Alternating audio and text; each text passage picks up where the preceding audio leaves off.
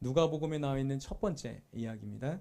그래서 수요일 날 뭐를 할까 여러 가지 고민하다가 땅에서 하늘을 산 사람들이 12명 있는데 그 사람들에 대해서 얘기할까 하다가 그냥 제가 기회가 되면 그 사람들은 그냥 소스로 중간에 넣고 그냥 말씀을 나가는 게 좋겠다 그래서 누가복음과 사도행전이 같은 뭐 보통은 같은 저자라고 이야기합니다. 같은 맥락에서 이제 이야기하고 있는 복음서와 이제 사도행전에 관해서 잠깐 우리가 얼마나 될지 모르겠습니다. 몇 년 될 수도 있죠. 수요일마다 할 거니까. 그래서 사도행전 누가복음과 사도행전에 나오는 말씀을 같이 이제 나눠보면 좋겠다. 이제 그렇게 정하고요. 그렇게 이제 가려고 합니다. 그래서 마태, 마가, 누가를 보통 공관복음이라 하고 요한복음을 조금 요즘에는 다르게 이야기한다라고 말씀드렸습니다. 누가복음은 사도행전과 연결돼 있다라고 얘기했고요. 누가복음은 누가 공동체에서 읽혀지던 그 말씀입니다. 그래서 그 말씀을 가지고 이제 여러분과 같이 이제 나눠보려고 하는데 누가복음은 구조적인 어떤 그 구조를 가지고 있어요. 누가복음은. 그래서 보통은요 세 가지로 나눕니다. 이 구조를. 그래서 그거부터 잠깐 말씀드리면 보통은 1장 오늘 1절부터 2장 52절까지 나누는데 뭐라고 보통 그 부분을 이야기하냐면 첫 번째 부분인데 예수 그리스도의 전 역사, 예수님이 태어나기 전에 관한 이야기들, 세례 요한까지의 이야기들이 2장 52절까지 나와요. 그래서 예수님의 전 역사라고 보통 이야기하고 두 번째 부분은 예수의 사역, 갈릴리에서 예수의 사역, 그게 3장 1절부터 9장 50절까지. 그래서 갈릴리에서 예수님이 사역한 일들이 있습니다. 그걸 모아놨어요. 그러니까 우리가 보기에 그냥 이렇게 복음서 보면은 대충 이렇게 돼 있는 것 같지만 구조적으로 이렇게 다 이렇게 나누어져 있어요. 그래서 흩어져 있는 걸 이렇게 모았다라고 보시면 되고, 그래서 9장 마지막 50절까지가 갈릴리에서 예수님의 사역. 그것도 그렇게 보시면 되고, 그러면 마지막은 19장 네 부분으로 나누죠. 네 부분, 죄송합니다. 네 부분입니다. 네 부분인데 세 번째는 9장 51절부터 19장 27절까지인데 뭡니까? 갈릴리에서 예루살렘으로 여행하시는 예수님에 관한 거. 갈릴리에서 이제 가만히 거기만 있지 않고 예루살렘으로 가죠. 이제 거기까지가 세 번째 부분. 네 번째 마지막은요. 예루살렘에서의 예수님의 어떤 그런 사역, 일. 그게 19장 28절부터 마지막 24장 53절까지 있어요. 그렇게 되어 있습니다. 네 부분으로. 예수님의 전 역사, 예수님의 갈릴리에서의 삶, 예수님의 갈릴리에서 예루살렘으로 가는 어떤 예수님의 여정, 그 다음에 예루살렘에서 예수님의 사역. 누가복음 그렇게 돼 있어요. 누가복음만 그렇게 돼 있는 건 아니고 복음서가 보통 이런 맥락에 돼 있습니다. 그래서 그렇게 오늘은 예수님의 전 역사, 세례 요한이 나오기까지의 그 부분을 조금 상세하게 이제 첫 번째 부분인데 이야기하려고 하는 겁니다. 누가복음이 쓰여질 당시에 어떤 문화권이었습니까? 그리스 로마 문화권이었죠. 그리스 로마. 그러니까 로마의 보통 누가복음은 뭐 기원은 한 80년이라고 보통 얘기하고 있죠. 그래서 로마가 그리스 로마 이 문화, 그 문화권 안에 속해 있습니다. 왜 이야기를 하냐면 그때는요 어떤 서신을 쓸 때 양식이 있었어요. 양식. 누구에게 헌정하는 헌정사를 다 하는 게 습관처럼 돼 있었습니다. 복음서는 왜 안 달고 이것만 달았냐? 복음서는 조금 더 일찍 기록되었고 그 다음에 안 단 것도 있는데 이렇게 보통은 이런 식으로 돼 있습니다. 누구한테 올리는 것처럼 쓰는 거예요. 오늘은 누구한테 올리는 것처럼 써 있습니까? 데오빌로 각하라고 돼 있죠. 그러니까는 누가복음이 이 누가복음을 기록한 사람이 그런 어떤 로마 그리스 그 당시 문화권의 양식을 빌려서 지금 복음서를 서술하고 있다라고 보시면 돼요. 아니 왜 갑자기 무슨 데오빌로가 나오고 왜 이런 이야기로 복음서가 시작되냐라고 이상하게 생각하시겠지만 그때 많은 책들, 많은 어떤 문서들의 첫 번째는 다 이렇게 시작해요. 그렇게 보시면 됩니다. 그래서 이렇게 돼 있고요. 문학적인 패턴이다라고 보시면 돼요. 문학적인 패턴. 요게 특별한 의미는 없어요. 문학적인 패턴이다라고 생각하시고 그 문학적인 패턴을 빌려서 자신의 목적을 이야기하고 있는 거예요. 누가복음 저자는 다른 복음서들은 그렇게 이제 쓰진 않았어요. 그렇게 이제 보시면 되고 오늘은요 제목이 말씀의 일꾼이에요. 말씀의 일꾼. 말씀의 일꾼이 되자라는 이제 생각을 가지고 오늘 같이 4절까지 나누려고 합니다. 오늘은 짧아요, 말씀이. 그래서 가장 중요한 저자가 이제 오늘 앞에 소개하는 2절까지 이야기 있죠. 우리 중에 이루어진 사실에 대하여 처음부터 목격자와 말씀의 일꾼된 자들이 전하여 준 그대로 내력을 저술하려고 붓을 든 사람이 많은지라. 이렇게 이제 써내려가고 있습니다. 그래서 여기 세 가지 종류의 사람들이 나와요. 예수님에 관한 이 전승이 3단계를 걸쳐서 이야기되고 있다라는 걸 누가가 이야기하는 거예요. 어떻게 3단계냐 그러면 처음에는 목격자의 단계. 이게 뭐 예수님의 단계라고도 합니다. 두 번째는 말씀 전파자의 단계. 여기 나온 대로 말씀의 일꾼이죠. 마지막은 뭐예요? 복음 저술자의 단계. 이렇게 돼 있어요. 그러니까는 목격자가 있잖아요. 처음에 예수님을 비롯해서 그 현장에 있었던 사람, 많은 목격자, 사도들, 많은 증인들. 그 다음에 또 누가 있습니까? 그거를 보고 말씀을 전파하는 사람들. 그게 말씀의 일꾼이에요. 여기 나온 대로. 다시 말해서 말씀의 전파자. 그 다음에 누가 있어요? 지금 누가처럼 그거를 듣고 쓰는 사람들. 그렇게 있다라고 여기 세 단계로 이야기합니다. 복음의 저술하는 사람. 그런 단계가 있다라는 거죠. 그렇게 되어 있다. 복음서도 비슷해요. 이 형식은. 그래서 이렇게 나와 있습니다. 근데 누가복음은요, 선교문서가 아니에요. 바울 서신처럼. 바울은 선교문서인데 이 복음서는요, 선교문서가 아니라 어떤 문서입니까? 목회문서예요. 물론 뭐 바울 서신 가운데도 목회 서신이 있긴 하지만 복음서는요, 누가복음 특별히 선교문서가 아니라 목회문서. 이게 무슨 말인가 그러면 목회문서는 뭐고 선교문서는 뭐냐? 선교문서라는 건 예수님에 대해서 잘 전이해가 없는 사람들을 위해서 글을 쓴 거예요. 예수님이 누군지 몰라, 이 사람들은. 그래서 자세하게 예수님에 대해서 그런 거를 이제 이해가 가게 아주 자세하게 쓴 거고요. 선교는 예수님을 전파하기 위해서. 그 다음에 목회문서는 뭐예요? 이미 다 예수님에 대해서 알고 있어요. 그 사람들에 대해서 확고하게 믿음을 심어주기 위해서 쓴 게 목회문서예요. 그러니까 좀 차이가 있는 거죠. 선교문서는 아무것도 몰라. 전혀 예수님에 대해서 들어보지 않았어. 이런 사람들에게 예수님을 처음부터 자세하게 증거하는 거고. 그 다음에 목회문서는 뭐예요? 이미 다 알고 있는데 그 사람들의 믿음을 더 견고하게 하고 확실하게 하기 위해서 전해주는 말이다라고 이렇게 보시면 됩니다. 데오빌로라는 사람이 나오는데 이건 그냥 아까 말한 대로 문학적인 패턴이다라고 생각하면 됩니다. 특별히 중요하지 않습니다. 사도행전에도 나오는데 중요하지 않다라고 이게 넘어가시면 돼요. 넘어가시면 되고 누가복음과 사도행전은요.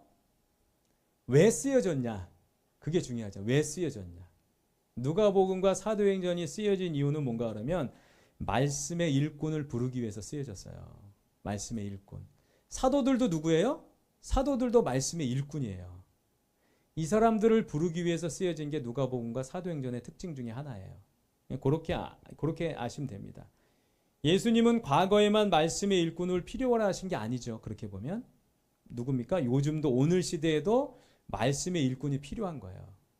예수님 당시에 예수님의 제자들이 그런 역할을 했다면 지금은 누가 그런 역할입니까? 저희들이 그런 역할이죠. 그래서 누가복음과 사도행전을 통해서 우리가 다시 한번 알아야 될 건 뭐예요? 우리가 말씀의 일꾼이다라는 거예요. 네, 아멘. 그 이야기 하는 겁니다. 그래서 누가복음과 사도행전을 통해서 우리가 읽으면서 계속 마음의 도전을 받아야 되는 건 뭐예요? 아, 우리가 말씀의 일꾼이구나. 그런 말씀의 일꾼으로는 어떻게 해야 되는지 이거에 대한 도전을 받으시면 되는 거예요. 그래서 오늘은 말씀의 일꾼에 대한 세 가지에 대해서 말씀해 드리려고 합니다. 수요일 날은 이게 편할 것 같아요. 한 가지, 두 가지, 세 가지. 그렇죠? 이게 정리가 잘 됩니다. 헷갈리지 않고 시간이 짧으니까 또. 그래서 말씀의 일꾼에 보통 필요한 게 뭐냐? 말씀의 일꾼이 될 사람들은 어떤 모습이 되어야 되는가? 어떤 사람들인가? 뭐 이거에 대해서 세 가지로 정리를 한번 해봤는데 이거예요. 첫 번째는요. 말씀의 일꾼은 굳건한 토대 위에 서야 돼요. 우리 찬송가 204장처럼 풍파가 오고 뭐 해서 기초가 어디 세워져 있습니까? 이 반석. 그러니까 말씀의 일꾼은 첫 번째 토대가 굳건한 반석 위에 세워져 있어야 돼요. 그러니까 흔들리지 말아야 되는 거죠. 바람이 불면 걱정하고 비가 오면 걱정하고 이러면 안 돼요. 그러니까 그러니까 말씀의 일꾼의 첫 번째는 뭐예요? 굳건한 반석, 굳건한 토대 위에 서 있어야 된다는 거죠. 누가는 믿을 만한 증인들이라는 토대 위에 서 있었어요. 오늘 가만히 말씀을 보니까 누가가 쓴 요 글은요, 많은 증인들의 어떤 그런 믿음의 토대 위에 바탕이 돼서 쓰여진 거잖아요. 처음부터 말씀을 목격한 사람들이었기 때문에 믿을만 했어요. 그 다음에 열심만을 가지고 나가서 복음을 전하는 게 아니죠. 우리가 흔들리지 않은 터전 위에 잘 서야 그 복음도 잘 증거될 수 있는 겁니다. 그래서 말씀의 일꾼은 그 토대가 바르게 잘 서 있어야 된다라는 이야기예요. 그 토대가 뭡니까? 우리는 성경이죠. 그러니까 성경에 잘 서 있어야 돼요. 저희가. 그 토대가 성경입니다. 그래서 그거를 이야기하는 겁니다. 말씀의 반석이 필요하다는 거. 무슨 말씀인지 잘 모르면 말씀의 일꾼으로 잘 서지 못해요. 그래서 우리가 성경의 토대, 성경의 반석 위에 잘 서 있어야 된다. 말씀의 일꾼은. 그렇고요. 그 다음에 두 번째 말씀의 일꾼은 말씀을 연구하는 사람이에요. 말씀을 자꾸 읽고 연구하고 깨닫는 사람이 말씀의 일꾼입니다. 증인들의 말씀을 받은 누가는 무턱대고 나가서 외쳐대지 않았어요. 나름대로 모든 일을 근원부터 자세하게 검토해 보았습니다. 그런 다음 자신이 믿기에 가장 좋은 방식으로 다시 풀었었어요. 말씀을 내 방법대로 이렇게 벗어나지 않은 내 식대로 다시 한번 풀어야 돼요. 말씀의 일꾼은 말씀에 대한 맹목적인 추정자가 아니에요. 신앙과 이성과 경험을 두루 갖추고 전해진 말씀을 그것으로 다시 풀어 쓸 수 있는 사람이 되어야 된다는 거죠. 그러니까는 말씀의 일꾼 중에 두 번째는 뭐예요? 말씀을 잘 분석하고 알아야 돼요. 이걸 보면은 무슨 내용인지도 알고 무슨 뜻인지도 잘 알아야 돼요. 그냥 글자만 보이면 안 돼요. 이게 무슨 의미가 있고 무슨 뜻이 있는지 자꾸 연구하고 자꾸 묵상하고 자꾸 공부해야 돼요. 그 역할이 말씀의 일꾼입니다.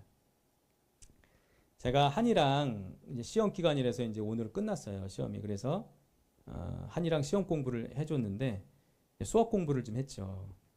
저는 40년 전에 봤던 책이잖아요. 근데 40년 전에 열심히 해뒀더니 지금도 다 알겠더라고요. 그래서 한이하고 책을 먼저 공부를 했어요. 책을. 처음부터 잘 모르니까 책에 나와 있는 기본적인 기출 문제를 이제 책에 나와 있는 것만 쭉 봤단 말이에요. 책에 나와 있는 것 쭉. 학기 말이니까 범위가 너무 많아요. 중간고사를 안 봐가지고 한 학기 동안 봤던 게 전부 시험범위야. 그래서 어쨌든 해야 되겠다 그러고 처음부터 이제 유한소수, 무한소수부터 나와가지고 함수까지 이제 가더라고요. 가서 갔는데 쭉 봤어. 책을 다 봤어요. 책을 다 봐서 책에 나와 있는 기본적인 문제는 한이도 조금씩 풀 줄 알아. 근데 한 시험 앞두고 한 3, 4일 전에 학교에서 뭐를 줬냐면 작년에 그 시험 봤던 시험지를 줬대요. 뭐라고 하죠, 그거를? 족보라고 하기도 하고 작년에 냈던 기출문제? 네? 그걸 시험지를 줬더라고요. 딱 보니까 한이가 풀 수 있는 문제가 거의 없어. 왜 그러냐면 기본적인 문제를 바탕으로 한 번씩 두 번씩 꽈어요. 문제를. 그래가지고 한이한테 한이야 이번 시험은 3번으로 찍어라. 그렇게 얘기를 했다니까요. 그러니까 제가 알잖아요. 기본적인 문제만 풀고 응용이 안 되면 못 푸는 문제들을 다 돼 있더라고요. 옛날엔 그래도 가장 기본적인 문제들이 많이 나왔거든요. 시험에. 학교 시험은. 그래서 기본해도 한 50점을 맞을 수 있었던 것 같아요. 근데 1번부터 마지막 번호까지 기본만 알아가지고 푸는 문제가 없더라고요. 야, 왜 시험을 이렇게 어렵게 낼까? 이게 무슨 수능도 아니고. 그러면서 제가 한창 시험 문제를 받아보고 욕을 했다니까요. 아니야, 3번이다. 그렇게 얘기하고 1학기 때는 좀 그렇고 2학기 때 잘해야 되겠다. 네, 그렇게 얘기를 했단 말이죠. 제가 봐도 어떤 문제는 그냥 보면 못 풀겠더라고요. 많이 생각을 해봐야 되겠더라고. 근데 어쨌든 기억이 다 나는 이유는 뭡니까? 그때 잘 풀어뒀기 때문에 그러고요. 수학이라는 과목은 잘 이해만 가면 10년, 20년이 지나도 보면 알아요. 그러니까 잘 이해만 하면. 그러니까 말씀도 그런 것 같아요. 잘 이해만 하면 돼요. 처음에. 외우는 게 아니에요. 이거는. 외우는 게 아닙니다. 영어 같은 거는 지금도 가장 아주 쉬운 단어도 헷갈려요. 저는. 근데 수학은 그렇지는 않더라고요. 그러니까 외우는 게 아니니까. 이해만 했으면 그거 그냥 할 수 있으니까 지금도 되는 거란 말이죠. 말씀도 마찬가지예요. 물론 말씀 안에 나오는 여러 가지 뭐 이렇게 중요한 연도나 뭐 나이나 이런 거는 뭐 잊어먹을 수 있지만 그 맥락은 처음에 잘해두면요 잊어먹지 않아요. 그러니까는 말씀의 일꾼 되시는 분들은 뭐예요? 말씀 연구를 해야 돼요. 그리고 내 걸로 만들어 놔야 돼. 그래야 시간이 가도 잊어먹지 않아요. 그게 필요합니다. 늘 말씀을 보고 연구해야 되죠. 그 다음에 세 번째는 뭐예요? 말씀의 일꾼은 듣는 자를 위해 존재해요. 말씀의 일꾼이니까. 말씀의 일꾼은 결코 자기 도취에 빠져서 사는 사람들이 아닙니다. 내가 쉼취해서 나 뭐 이렇게 경지에 막 이루고 이게 아니에요. 말씀의 일꾼은 뭐예요? 듣는 자들을 위해서 존재하는 거잖아요. 많은 사람들에게 말씀을 증거해야 되니까. 누가도 마찬가지예요. 예수님의 12 제자들도 마찬가지고 많은 증인들도 마찬가지예요. 말씀의 일꾼들은 뭐예요? 내가 주체가 아니야. 듣는 사람을 위해 존재하는 겁니다. 듣는 사람을. 내 말씀을 듣는 사람을 위해서. 그 사람은 오히려 상대에게 필요한 것이 무엇인지 알고 그것에 맞춰 말씀을 전하는 거죠. 결국 그 사람이 굳건한 믿음 위에 설 수 있게 하기 위해서 존재하는 거예요. 저 사람이 믿음 위에 설 수 있게 내가 그 사람에게 말씀을 내가 경험을 전하는 거잖아요. 이런 의미에서 말씀의 일꾼은 말 그대로 뭡니까? 종이고 섬기는 자예요. 그래서 말씀의 일꾼은 그렇다라는 거죠. 이렇게 일할 때 말씀은 올바로 전파됩니다. 그 말씀에 의해서 많은 사람들이 또 구원에 이르는 거죠. 이게 말씀의 일꾼의 특징이에요. 이것이 바로 누가가 한 일이죠. 그리고 우리가 해야 될 일이에요. 많은 사람들에게 듣는 사람들을 위해서 필요한 거잖아요. 우리가. 그 일이 우리가 해야 되는 겁니다. 우리가 매일같이 말씀을 읽잖아요. 새벽에 나오시는 분들은 새벽에 한 장, 그 다음에 바이블 타임을 보시는 분들은 세 장 내지 네 장을 매일 읽잖아요. 그럼 최소한 하루에 4-5장은 보는 겁니다. 그런데 하루에 이 정도 보기도 힘들어요. 이거 쉽지 않습니다. 이렇게 따라 나가기가. 그리고 한번 밀리잖아요. 며칠씩. 그럼 포기하게 돼. 그러니까 매일매일 잘해야 돼요. 이거 쉽지 않습니다. 매일매일 말씀 읽는 게. 하지만 제가 이런 생각도 해봤어요. 억지로라도 이 정도는 봐야 되지 않나라는 거예요. 억지로라도. 제가 계속 말씀드리는 것 중에 하나 있잖아요. 여기까지 우리가 올 수 있었던 거는요. 내가 좋아하는 것만 해서 여기까지 온 게 아니라니까요. 억지로라도 했기 때문에 뭐를 했기 때문에 여기까지 온 거예요. 신앙생활도 때로는요. 내가 원하지 않아도 억지로 할 필요도 있어요. 기도 하루에 30분씩 해보라고 그랬으니까 억지로라도 한번 해보는 거예요. 정해놓고. 시간을 정해놓고. 말씀 하루에 한 장, 하루에 3-4장씩 읽으라고 얘기했으니까 억지로라도 한번 해보는 거예요. 그러면 그게 나중에 되면 내 실력이 되는 거잖아요. 말씀을 보지 않으면 하나님께서 주시는 영감도 받지 못해요. 그냥 가만히 있다고 하나님의 영감이 오는 게 아닙니다. 말씀을 자꾸 읽고 기도를 하다 보면 하나님이 주시는 마음이 있단 말이죠. 근데 말씀을 읽지 않으면 그 마음이 잘 오지 않아요. 제가 지난주 한의 시험 때문에 한 주간 수영을 빠졌어요. 어제 수영을 또 나갔는데 너무 힘들더라고 어제는 수영이. 그래서 정말 제가 수영하면서 그런 생각이 들었어요. 야, 물에서 기절하는 게 아닐까 모르겠다. 자꾸 그러니까 그렇게 시켜요. 이렇게. 그래 너무 힘들더라고 어제는. 그래가지고 어떤 생각이 들었냐면 일주일 딱 안 한 거잖아요. 3번 안 했어요. 그전엔 그렇게 힘들다는 생각 안 가졌거든요. 매번 하니까 이렇게 하다 보니까 그냥 어느 정도 익숙해졌는데 한 3일 빠지고 일주일 지나고 이제 와서 하려고 그러니까 정말 숨이 턱턱 막히고 야 이러다가 돌아오다가 내가 기절하는 게 아닌지 모르겠다. 물속에서 막. 그래도 끝까지 한번 해보자 그러고 그냥 하라는 데까지 끝까지 했단 말이죠. 이게 무슨 말씀인가 그러면 조금 힘들어도 계속적으로 말씀을 읽어야 돼요. 그렇지 않으면 이제 운동할 때 선생님들이 가르쳐준 것 중에 하나가 아마 뭐 음악도 마찬가지겠지만 꾸준히 이렇게 상승하지는 않아요. 이렇게 상승하지 않아요. 공부도 마찬가지잖아요. 무슨 이렇게 그래프처럼 반비례처럼 상승하지 않습니다. 쭉 가다가 한참 가는 것 같다가 또 조금 올라가고 가고 그러잖아요. 그럼 우리는 이렇게 생각해요. 운동을 이제 처음에 지도해 줄 때 선생님들이 이렇게 얘기해요. 운동을 쭉 가다가 쭉 수평선을 이제 있는단 말이죠. 그러면 여기서 쉬는 경우가 있어요. 1달, 2달 쉬어요. 그러면 계속 여기 있는 줄 알아, 사람들은. 내 실력이. 쉬잖아요. 어디로 가요? 처음으로 돌아가요. 백을 하지 거기 서 있지 않아요. 마찬가지죠? 연습도 마찬가지잖아요. 다 연습이 마찬가지죠. 쉬면 우리는 쉬는 그 장소에 있다고 생각하는 거예요. 그 실력에. 근데 그렇지 않아요. 뒤로 가 있어요. 거기까지 오려면 또 한참 걸려. 그러니까 쉬지 않고 하는 거죠. 그러니까 말씀도 마찬가지인 것 같아요. 내가 쭉 가다가 아우 힘들어 쉬어야지 그러고 한참 쉬었어. 그 자리가 아니라니까요. 한참 뒤에요. 또 다시 거기까지 와야 돼. 그러니까 뭐가 필요해요? 꾸준히 억지로라도 하는 게 필요한 거예요. 그게 필요하지 않나라는 겁니다. 말씀의 일꾼은 성경에 토대를 두고 있어야 돼요. 성경이 우리의 굳건한 반석이 되어야 됩니다. 말씀의 일꾼은 스스로 말씀을 묵상하고 연구해야 돼요. 말씀의 일꾼은 듣는 자들을 위해 존재한다는 것을 우리가 늘 생각해야 돼요. 그러니까 쉬지 않고 계속 해야 됩니다. 우리들을 통해 복음이 전해지잖아요. 그게 중요한 겁니다. 저희들이. 다른 사람들을 통해 전해지는 게 아닙니다. 저를 통해서 전해지는 게 아니에요. 저는 여러분들에게 말씀을 하는 거지 저도 나가서 다른 사람들에게 말씀을 전하는 거죠. 저와 여러분들을 통해 말씀이 증거되는 거예요. 목사님들을 통해서 말씀이 증거되는 게 아닙니다. 세상에. 여러분들을 통해 저를 통해서 증거되는 거죠. 그러니까 그런 책임이 저희들에게 있는 거예요. 말씀의 일꾼의 책임이. 우리는 하나님의 대행자로 복음을 전할 의무와 책임이 있는 겁니다.